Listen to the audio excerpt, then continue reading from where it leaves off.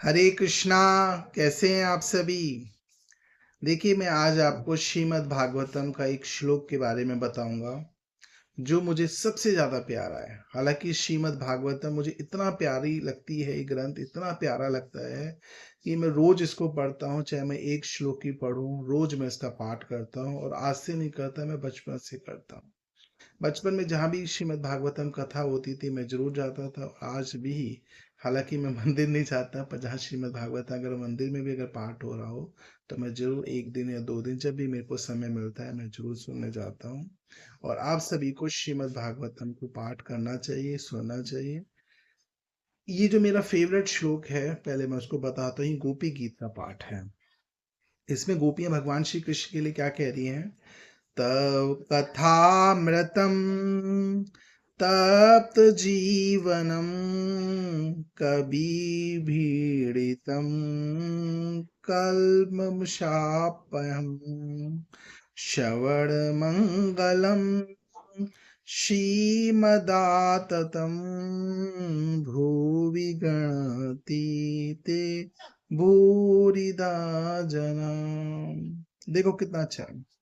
इसमें क्या कह रही है? हे प्रभु, आपकी लीला कथा ही अमृत स्वरूप है। देखिए, भगवान की जो कथा है और भगवान में कोई भेद नहीं है। और सच्ची बताएं आपको, भगवान को जानने का सबसे अच्छा तरीका है भगवान की कथा। आप मंदिर जाते हो, विग्रह को प्रणाम करते हो, आ जाते हो, पर आप भगवान की कथा को सुनते हो और उसके बाद आप भगवान के दर्शन करते हो, तो जो कथा में आपने देखा है, सुना है, वो सब चीज भगवान की कथा, भगवान के रूप में देखने की कोशिश करते हो। और भगवान को जितना आप सुंदर तरीके से जानते हो, जितना आप फील करते हो, ब्लिसफुली फील करते हो, एक अलग है। तो यहाँ गोपियां क्या कह रही हैं कि प्रभु, आपकी कथा ही अमृत स्वरूप है। ताप से तपे लोगों के लिए तो ये जीवन सर्वस्व है ना। जीवन सर्वस्व है। बड़े बड़े भक्त, कवियों, महात्माओं द्वारा प्रशंसित, मानित आपकी लीला कथा श्रवण मास से परम कल्याण प्रदायिनी है।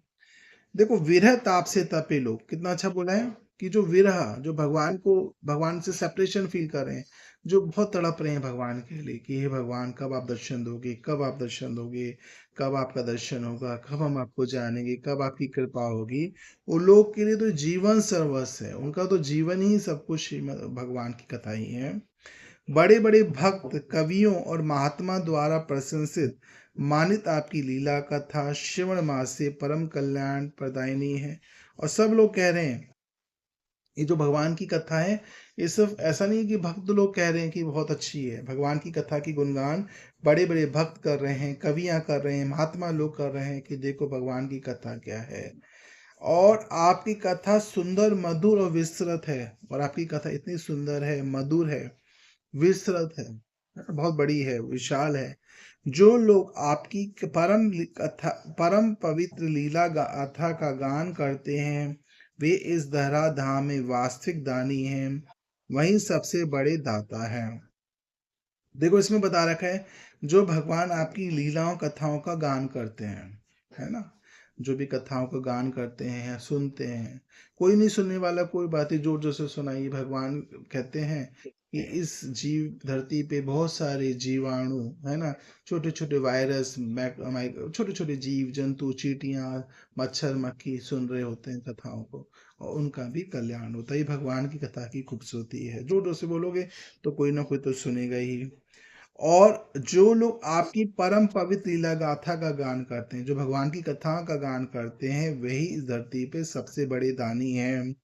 और वो सबसे वास्तविक दानी है। तो देखिए कितना अच्छा है। आप चाहते हो ना आप सबसे बड़े दानी बनो। तो जो व्यक्ति चाहता है कि वो सबसे बड़ा दानी बन जाए, उसको भगवान की कथाओं का जाप करना, पढ़ना चाहिए, और भगवान की कथा का गान करना चाहिए। अब कई बार लोग कहते हैं कि सर, आपको बड़ा जोश चढ़ गया ये नई वीडियो बनाने का। ही नहीं, मेरे गुरुदेव महाराज ने मुझे कहा, और एक बानी जब भी मैं उनसे मिलता था, उन्होंने मुझे एक ही बात बोली कि प्रचार करो, भगवान की गाथाओं का गान करो, भगवान का गान करो, भगवान की लीलाओं का गान करो। ठीक है ना। तो आप अपने जीवन में अगर कुछ उन्नति चाहते हो, तो भगवान की कथाओं का जरूर जाप करना चाहिए। हरे कृष्ण।